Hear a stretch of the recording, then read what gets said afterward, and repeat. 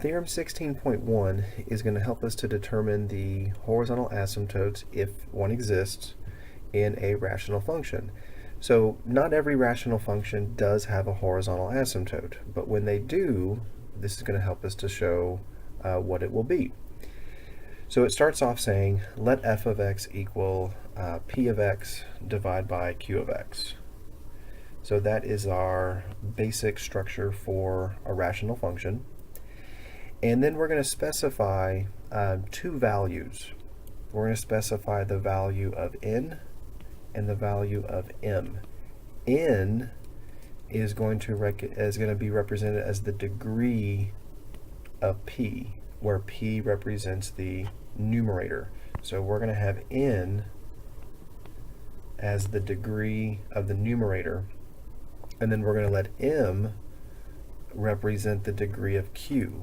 So m is going to represent the degree of the denominator. So we're going to be doing a comparison between n and m. And there's only three options here. Either n is less than m, n is greater than m, or n is exactly equal to m. Since the degree has to be an integer, there's not going to be a whole lot of different flexibility or fluctuations with this. So it should be real easy to be able to compare them. Here's what the comparisons mean. So if the numerator is less than the denominator, that means that the denominator is larger than the numerator. We call this a bottom-heavy rational function, bottom heavy, because the larger degree is in the bottom. If that happens, then that means the line y equals 0 is going to be the horizontal asymptote of your function every single time. So you don't really have to calculate anything for this type of horizontal asymptote. All you have to do is recognize that you have a bottom heavy rational function. The second condition talks about, well, what happens if your two degrees are identical? The degree of the numerator is the same as the degree of the denominator. This is called a balanced rational function. When that happens, you are going to have to do a little calculation, but you are going to get a horizontal asymptote.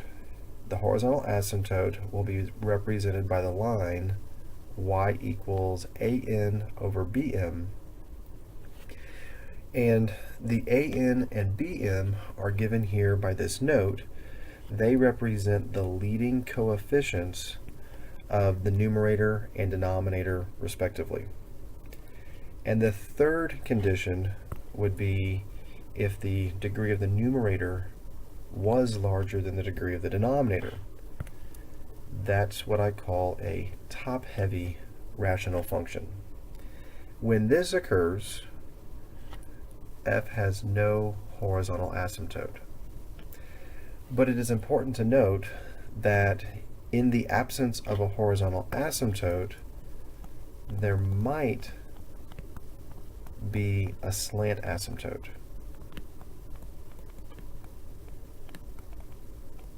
More on that to come in part 6 of this section.